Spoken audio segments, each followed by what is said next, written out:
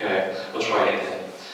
Anyway, so hopefully you're starting to get to know us, and we're starting to get to know you fairly well. But I just want to start this morning with a bit of a story from something in my past. A few years ago, I did karate. I studied martial arts. And every January we had an annual camp in the cove below Sydney. It's a place called Bundina. I'm sure you've ever heard of Bundina. It's like a national park up there. And people from Sydney, people from Melbourne, people from Tasmania used to go to this place every January to do a karate camp. We'll learn some pretty high level stuff. It was all for brown belts and up, so brown belts and black belts could go to this camp, and you could do your black belt ratings at this camp too. And we as the Victorians were very competitive. We would have to beat the Sydney guys from Sydney, guys from Tasmania. And the guys from Tasmania were quite crazy, they were nuts. And so we always had our hands full with them, but also some Sydney guys got to train with our master. So our Japanese master was based in Sydney, and he was training guys up there every week. So we'd catch up on some stuff from them. But yeah, so we had our hands full with guys from Sydney because they were with our master all the time. The guys from Tasmania who was a bit weird at the time. So we'd have great fun learning stuff, learning techniques, learning different things for fighting, learning different meditation things, a whole lot of stuff. But it was good fun. And there was one guy from Sydney who actually wasn't with our master, but would train with us at this camp. His name was Louis, and he was about 6'4", so he was my height now, but at this stage I was only a brown belt, so I was probably younger, about 17 years old, something like that, and a bit smaller, very lanky, very uncoordinated. But I wasn't a natural fighter either, I wasn't very natural at this, whereas some other guys were really natural fighters. And so I struggled a bit. I tried my best. I did pretty well, but I wasn't great. Anyway, so every year we'd have different competitions as a part of the camp.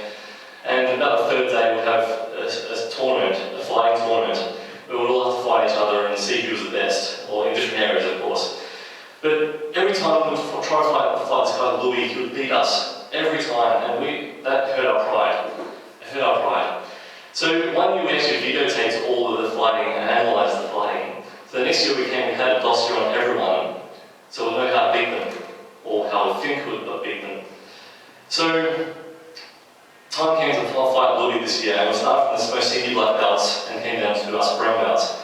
So the most senior black belts got up and fought this guy Louis, and got beaten by him. I go, oh no. Within 2 or 3 seconds, he'd been beaten. Our guys had been beaten. So the next black belt got up. He got beaten within 2 seconds. Next one, 2 or 3 seconds. Next one, and it's getting closer and closer to me. Because my mate, who was a brown belt with me as well, he got up and fought, got beaten, and it came to me. I'm like, oh no, what hope do I have of being this big, tall fighter? And I got up there. I remembered the last dossier I read Louis last, and I left on my bed at home before we left. I got up, he's got long legs. We're going to close the gap so he can't use his main weapon, his legs. So he got in close, just kept pushing. And I remember the fight went for about 25 seconds, I reckon. I kept pushing him, not winning, but I kept pushing, and I think eventually he pushed me out of the ring and we had to start again.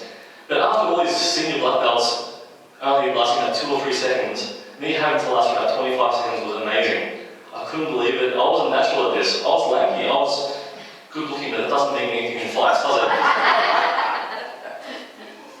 But we started again and he beat me within about 2 seconds. But I was the most unlikely person to have even stood up to him. And all these guys that trained for so long and were very natural at fighting, they couldn't beat him. But me, this little uncoordinated guy, was able to hold myself for about 25 seconds. And that night I was held as a hero. I was the closest one to fighting this guy and standing up to him. It was just amazing. But have you found that it isn't usually the unlikely people that God uses to gain victories? Like the story of David and Goliath, there was a whole army full of experienced fighters, and none of them could stand to this guy Goliath. He was a giant too, more so than Louis. He was over 9 foot, he was about 9'4", I think, Goliath. And every time Goliath would come up every morning and taunt the Israelite armies, they would shudder in their boots. It would put the fear of, not God, say God on their side, but put the fear of something in the God's people. Every morning Goliath would come out and taunt them. And they were all afraid. And this one day, this is a long chapter, so I'm going to bridge it for a little bit, right? So David left his sheep with another shepherd for one morning and took some food to his brothers who were on the battlefield. And when he arrived there, he heard this guy Goliath come and taunt the army of God. And he's going, who is this guy? Who taunts the army of God like that? And he tried to find who he was. So a few of the guys were saying, this Goliath, he's taunting us, and basically it was good. Well, it was interesting in the way some of the armies back in those days would get their best fighters to fight one-on-one rather than lose a whole lot of people. Because most wars you just go out and get slaughtered. But they decided, Goliath went out and said, pick your best fighter and fight me. Let's only lose one life, and then we'll take you over. Okay? So anyway, David goes, who was this guy? I know God's on our side, let's go out there and fight this guy. Let's see my notes. So okay, if you see the Bible, it's not like to follow along. So verse 24, it says, they put a great fear in the people of Israel. Not just a fear, but a great fear, it says in the Bible. When the Israelites saw the man, they ran from him in great fear. Could you imagine having an army on your side for a start, which is awesome. That's really good. But having a 9'4" giant on the opposition team is not a great thing. I'm not sure if you can imagine it, but the guy, like what would you do? You would shudder in your boots. It would put a great fear in you, especially when he came out with such an attitude.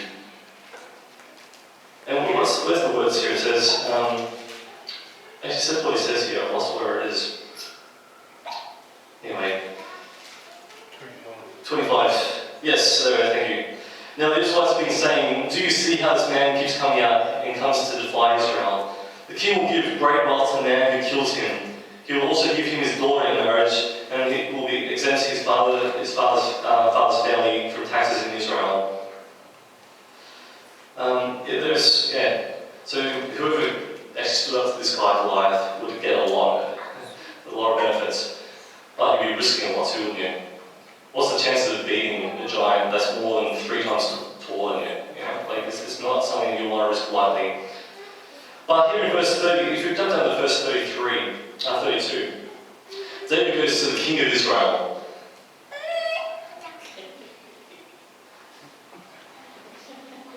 Let's do some dancing for a little night.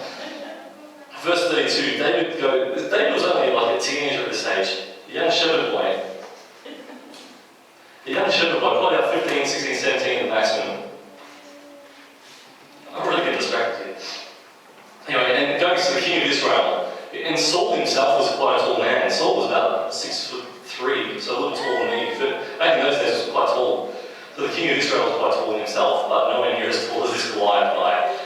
So anyway, so David, this young shepherd boy, no qualifications, nothing, spent his time on the sheep, went to the king of Israel and said to him in verse 32, let no one lose heart on account of this Philistine.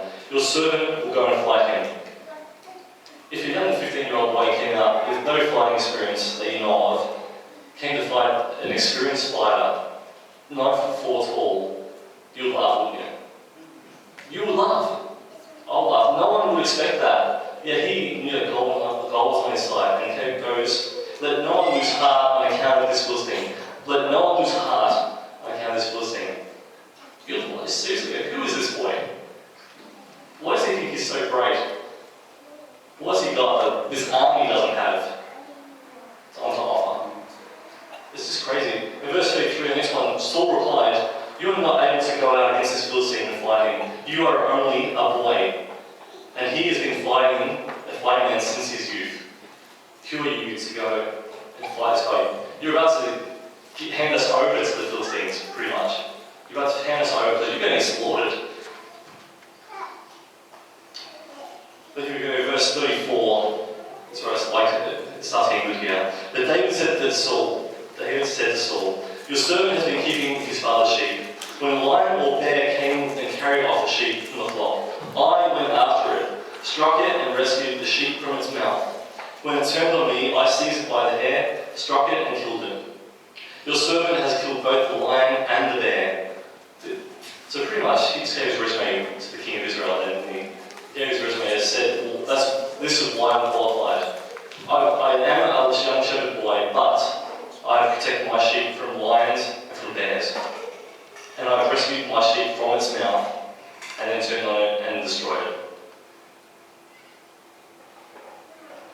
It's funny how God's prepared David for this moment.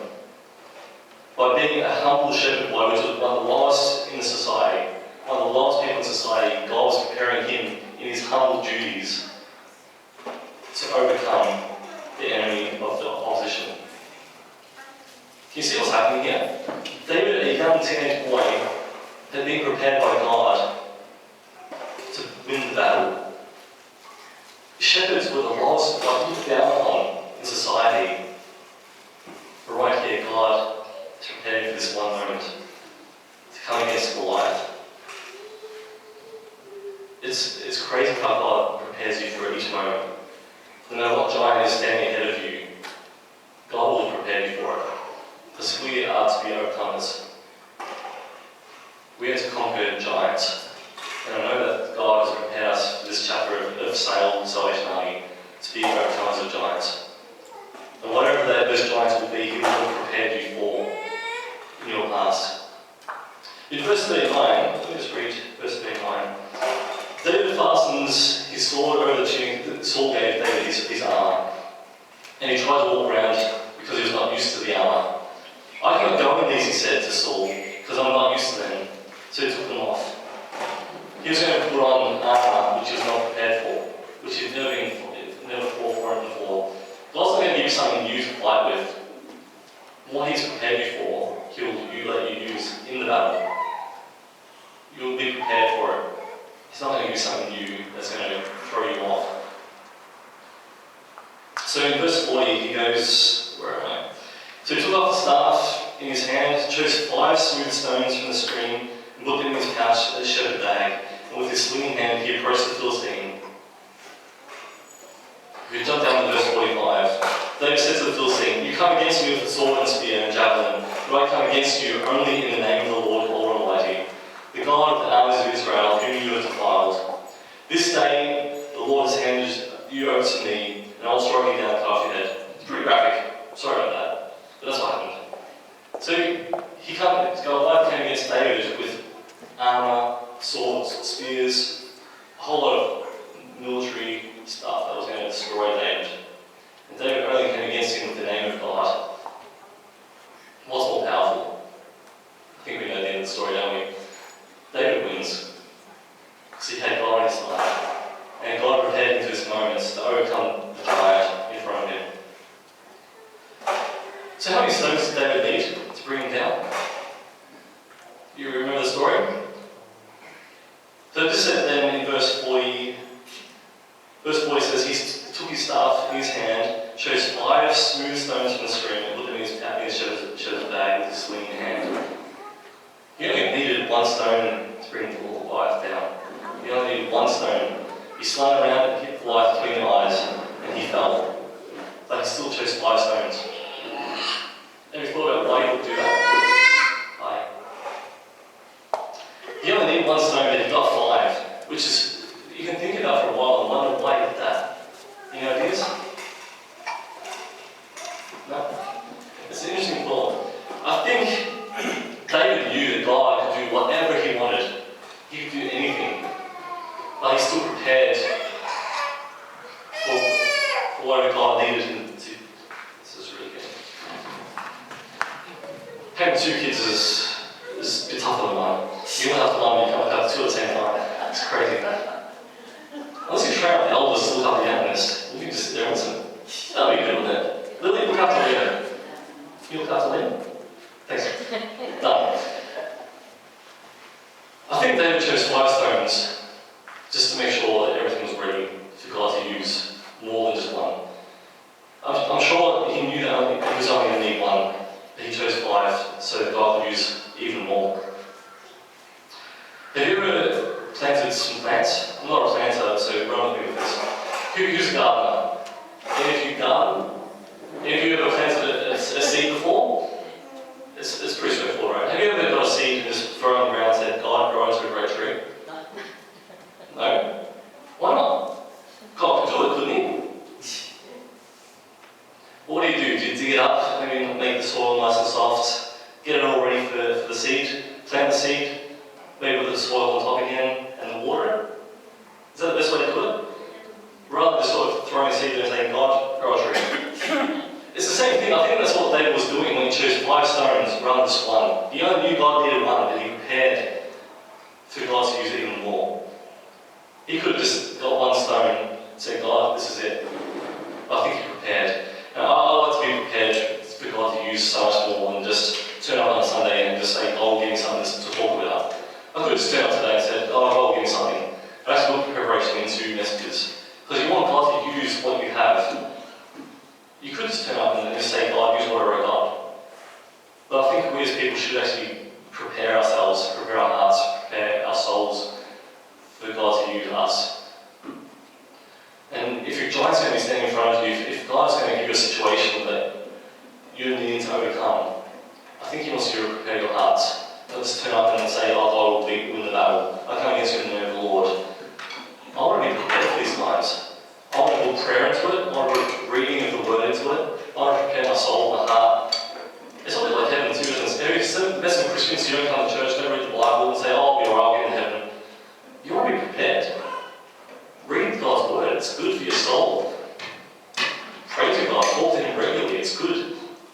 It'll help you when these giants come and stand in front of you, you'll be prepared to stand. And know that you've got 5 stones in your pocket, not just one. You've got more up your sleeve for God to use. It's not just about doing bare minimum, is it? I think that's why David got 5 stones, even though he knew God would only need one. He was prepared for God to use him for so much more. So when you plant that plant, you prepare the soil. You prepare it so God can use it and grow it as best you can. Put the seed in, and water it. Watering is a bit like the prayer, isn't it? You put prayer into things. You keep watering things so they can grow. There's a book I've been reading for the last few months now. It's called The Circle Maker. I'll have to read this to you. This isn't a whole other sermon in this. But it talks about the same sort of thing. If there's something that's beating you, a giant in your life right now, write it down, and every day you pray about it and circle it. This won't make complete sense until I tell you the story of a guy called Tony. Actually, let's read it. I'm going to read this story. And it won't be too long. You can do that with microphone if you want to. Yeah, it's going to be annoying, isn't it? Can you hear without me? Can you hear all right? Yeah. Rather than just the echo. Good. Well, how about I just give you the oversight? Anyway, there's this guy in Jerusalem just before the time of Jesus. And they've been in drought for 2 years. And he came out with a faith knowing that he was going to draw a circle. He drew a circle in the sand and sat in the circle and cried out in front of everyone, saying, God, I'm not going to leave this circle until it rains. And so he cried out, God, I'm not going to move from this circle until it rains and breaks the drought. And he kept praying, he kept yelling this every 5 minutes, and within about 10 minutes, it started pouring down. He sort of drew the circle and said, God, this is it. This is where it finishes. Like, your people are dying. It's so much better in here, sorry. But he pretty much said, almost bring things before God. Circle them, keep bringing before God, keep doing it. It's almost this persistent thing of preparation, but persistence. But anyway, giants are going to come before us. I'm sure some of you have got giants in your life right now that you think you can't overcome, that you think you can't bring down. What are you doing to prepare for them? Are you preparing your heart and your soul? Are you going to come against them in the name of the Lord, like David did? David only came against Goliath, this fighter who was a fighter from his youth. A 15-year-old boy mostly came against this giant with the name of God and 5 stones. The things he was used to, like God prepared him. God prepared him for this moment in his life, and he used the weapons that God had trained him up in to bring down this giant. So I'm not sure if you want to think about what giants are in your life right now, what giants in this church's life right now even, and what weapons has God trained you with to overcome them. Because I know that God will prepare you to overcome whatever giants come against us. That's pretty much all I want to talk about today. I don't want to make it too complicated because I could talk for ages, but I don't want to do that. You lose the point. But I know that God's given us this chapter to overcome giants and conquer giants. And I don't know what that means still, but I know that's what we're going to be doing in this next chapter of this church. So if something daunting comes against you, like the knife before Goliath, come against it like David and say, God has prepared me for this moment. I will come against you in the name of the Lord. I will prepare by prayer, by getting to know you, God, because that's all I need. God, we're going to overcome this in the name of Jesus. We're going to do that. So if there is giants in your life right now, giants that you know about, what God's been putting on my heart, come and talk to me, because we're going to overcome them in the name of God, in the name of Jesus. Because we want this place to grow, be healthy. We want people to come to know Jesus, and these seats to be full and overflowing even. Because that's what God wants. He doesn't want anyone to be lost. If the giants stop standing in our way from stopping people coming to know Him, that's not good enough, is it? God wants everyone to know Him. Everyone to know Him and have His salvation and live with Him forever. If there's any giants standing in the way of people, there's so much more people out there than in here, isn't there?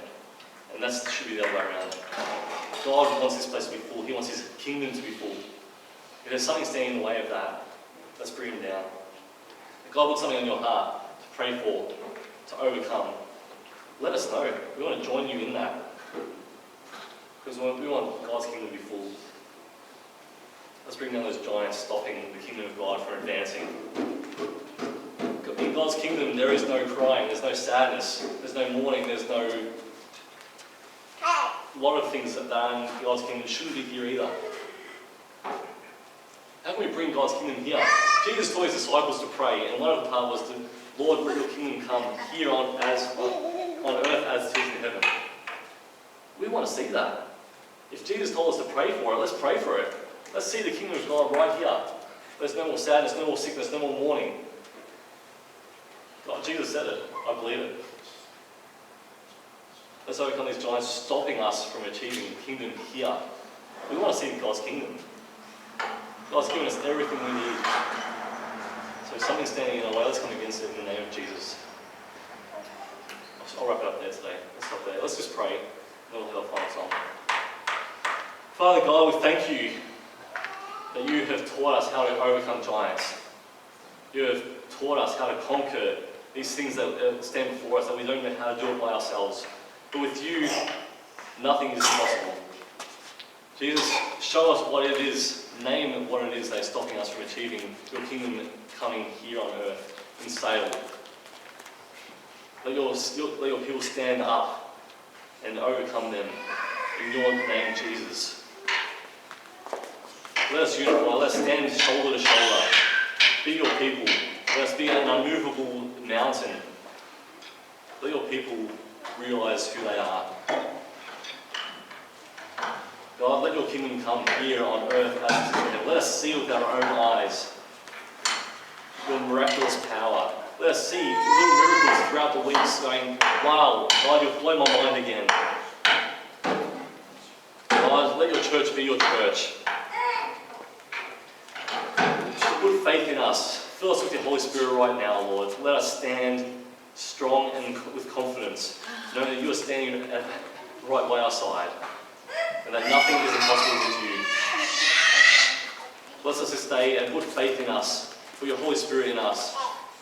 Let us stand strong and let us stand confident against the Goliaths in our world today, God.